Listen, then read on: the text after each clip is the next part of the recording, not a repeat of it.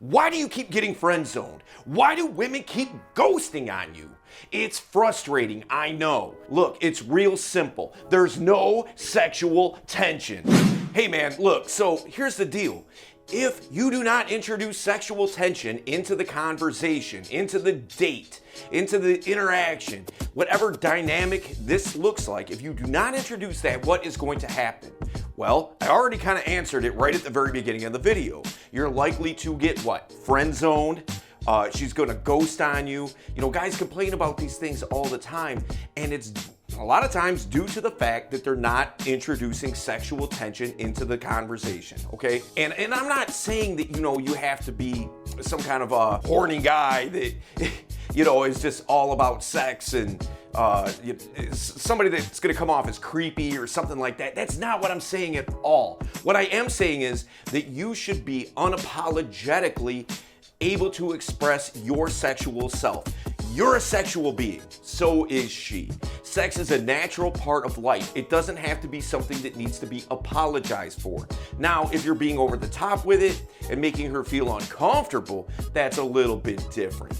But if you are just simply expressing the fact that you are a sexual person with sexual interests and sexual wants, there's nothing wrong with that. You have to calibrate it a little bit so it doesn't come across as awkward or weird, but by and large, man, she understands that, knows that already. And if you are afraid to express that, then what is likely to happen? Again, the friend zone. All right, so here's the deal. We're gonna get into number one. Number one, 2 steps forward, 1 step back. What am I talking about? I'm talking about touch. I'm talking about being able to feel free enough to actually express some physical human contact, all right? Now, again, I'm not saying be over the top with it. I'm not saying be handsy or grabby or anything like that. I'm not saying that by any stretch of the imagination. But she has to know that you feel comfortable enough with human touch that you're able to express it. If you can't express it, it's not likely to go your way, okay? What I like to do is start really small and start working my way forward, scaling it back a little bit, seeing what she's comfortable with, what she's not comfortable with, you know, kind of coming up to where that boundary might be, and then moving it back. And then progressing forward a little bit from there. So when I start small, man, I'm talking about, like, say we're having a conversation. She says something funny. I might reach over and give her a tap on the elbow, okay? Really small. I might do something like a little high five technique that I like to do. That's a lot of fun. Women absolutely love it. If you want to know what that is, hit me up. I'll break it down for you, okay? I'm easy to find. All you got to do is look in the description, okay? Get at me. All right, so that's the thing, man. I'm gonna start small, work my way forward. Another thing that you can do once you're starting to work up, you know, just having your arm around her. Or I like sometimes just to put my hand on her shoulder as we're having a conversation. Things like that. If she's not like kind of moving back or recoiling a little bit, then I know that I can likely move forward a little bit, okay? Now if she, you know, kind of does one of these or like kind of takes a half step back or something like that, it doesn't mean that it's a wrap or that she's not interested or anything like that. It just means I have found where her boundary lies. So I'm gonna scale it back, and then I'm gonna move forward when she's a little more comfortable, when she feels comfortable talking to me and being a little more, or having a little more physical contact, okay? And that's the way that I'm gonna do it. And I'm gonna continuously work it up. Once that continues to build, what is happening? She's getting comfortable with the touch. Now she wants the touch. Now she may want more than that. We're moving into the arena of kissing and making out and some light sexual contact, things like that. But I can't start there.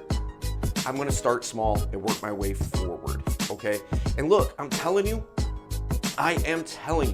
these types of things that we talk about, I teach a class in the Modern Flirting VIP program called Managing Sexual Relationships, where we talk about this kind of dynamic, where I'm giving lectures every single week on this.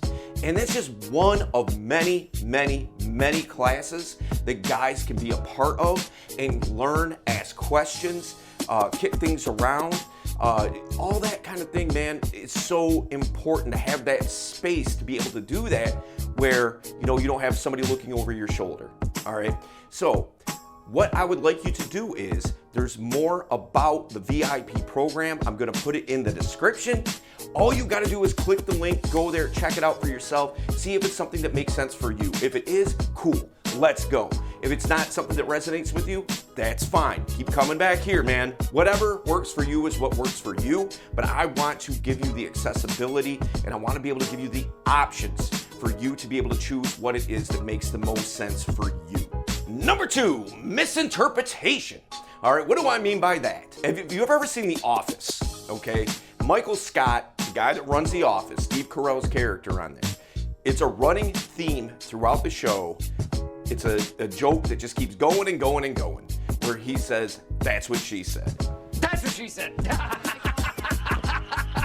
When a girl says something that could be taken in almost like a double entendre, right? Where what she's saying could be perceived as being sexual, but it's clearly not. And he cracks himself up with the "that's what she said" stuff. Now, would I recommend saying that? Maybe in a playful way here or there, just to kind of allude to that show or something like that, but I don't think that that's gonna build sexual tension.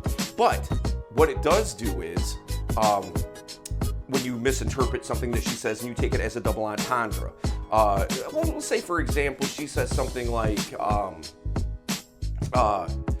you're talking about camping, okay? And she says, "I really like getting dirty." Now, if she says that, okay, what I can say in response to that is like, we're still talking about camping, right? Because, I'm kind of thinking something else now.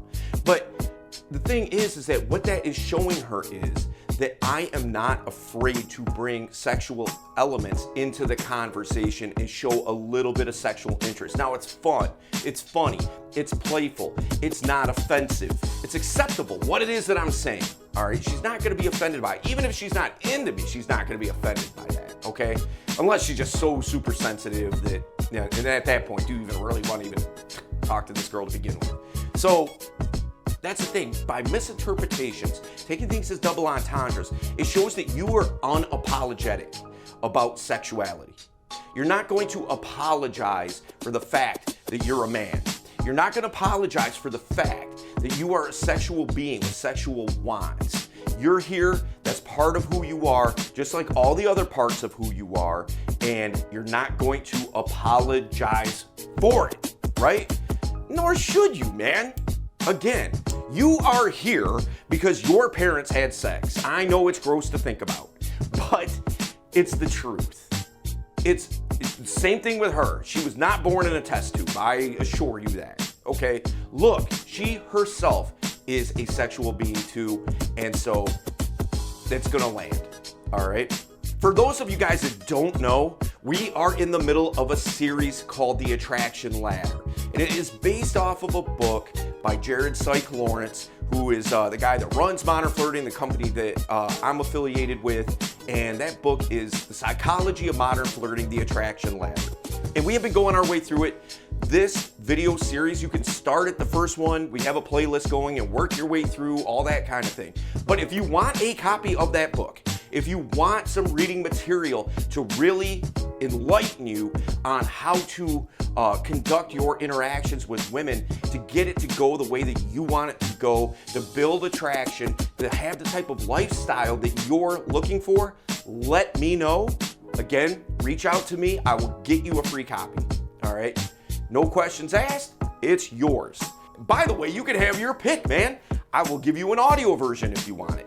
I will give you the written word if you want it. I'll give you both if you want it. All you gotta do is hit me up, let me know, and it's all you, brother. Number 3, energy. That's such a vague word, energy. That can mean anything from batteries to movement to Energon cubes from Transformers cartoon show in the 80s. I'm dating myself a little bit, but you know what I mean, if you know. The kind of energy that I'm talking about here, though, is more of a vibe. all right? Look, think of it like this. When you were, if you watched the videos, the earlier videos in the attraction ladder series here, you will know and notice that a lot of that is high energy. It's the type of energy that is getting her to feel comfortable with you, adding value to her day, basically showing that you are a high value guy, not monetarily, but just you being around adds value to her, okay? And so that is all high energy. But if it's only high energy, what you have is the friend zone. Why? Because it's not bringing in the element that we're talking about in this video with sexual tension. That's the low energy, right? So here's the deal. You have to be able to express both types of energies. If you're only putting out high vibration energy, it's fun. You're getting that Pez factor. You're getting all the emotional stimulus going that is ensuring that she has a good time, but that doesn't mean it's going to be a sexual time, okay? So look at it like this. If it's only that, that's a recipe for the friend zone. What if it's only low vibration energy? It's just all sexual. Well, then she's probably going to take you as creepy. You're nothing more than like a old school construction worker that's catcalling women. And I'd venture to say that has never worked. That a construction worker catcalling a woman, I doubt that she's stopped in her tracks and been like, you know what, I'm down. Like, I don't think that happens very often, okay? So that's the thing. You can't just do one or the other.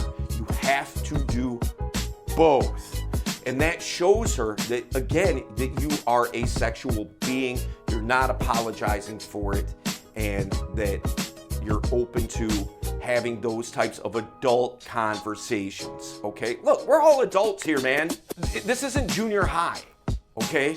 So if a girl is afraid or reluctant or, you know, giggly, he said sex, that kind of thing, she's not mature enough. She's not mature enough to be having sex, okay? And so I don't even know why you would bother at that point, even trying, you know, because it's like, look, we're adults. Let's have adult conversations and keep it moving, all right? But what I want you to do is, I want you to share this video with somebody that you know needs to see it, because I know that you know other guys that struggle in these departments, okay? So share that video, man. Drop me a comment if you want to ask questions, if you want to know more. Drop it in the comments, dude. Let's have the conversation, okay? That's all I'm asking you for. Oh, and that you subscribe. That's important, okay? Helps keep this channel growing, helps me be able to get this out to more guys that need this information like yourself, okay? Don't be greedy. Number 4, introducing sexual topics, okay?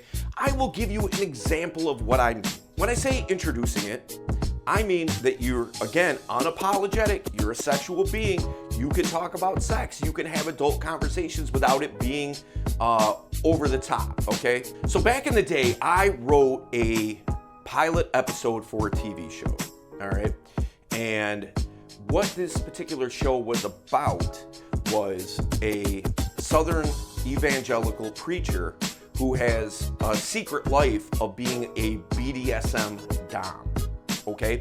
So when I talk about that and bring that topic up with women, we're talking about sexual things. I'm not talking about me doming her.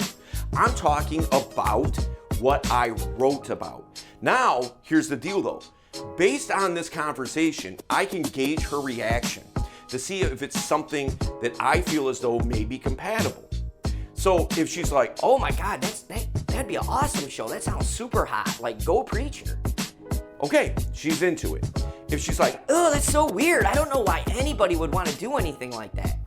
Not for me, right? So that's the thing. I'm able to screen based on what it is that I'm throwing out there. Now, I'm not saying to her, hey, you know, it'd be great if I tied you up.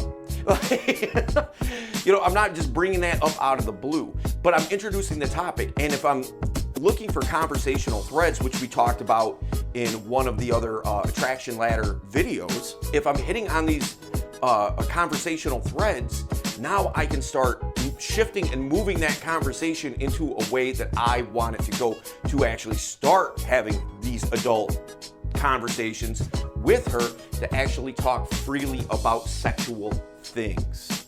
Okay? So that's the important part of that. But I'm not just gonna be like, hey, do you like to get tied up? You like spankings? I'm not gonna say that. But if we're starting off at a place and then it leads to that, that's a different story. So now again, I understand not everybody has written something like that and can just introduce something like that. But what you can do is take something out of your life, your dating life, your personal life, things like that, and introduce those types of topics. So, for instance, what you could say is, say you're talking about just a movie. What you could bring up is, you could say something to the effect of, oh, you know what I saw recently? It was so crazy. I was hanging out with a friend of mine, and he was like, hey, dude, we should totally watch 50 Shades of Grey. And I was like, that's kind of a girl movie, man. Like, it's kind of a chick flick. You know, like, why are we sitting here watching 50 Shades of Grey? And I thought it was a little bit weird. But, you know, I took a look into, like, some of the content of that movie and things like that. I thought it was kind of interesting. Have you seen that? So you could bring that conversation into your conversations and start running with that. Because that's something that's mainstream. It's not like, hey, so I saw porn the other day and this girl was like, that's weird. Like, why are you bringing that up? You know, so this isn't as transparent, but you're still being unapologetically sexual. Make sense? Well, listen, guys, again, I appreciate you. I'm glad that you're watching this video. If you made it to the end, congratulations, because you're awesome. And you're getting a lot of value out of this, right? So, my name's Dale Valor from Modern Flirting. I'll see you in the next one.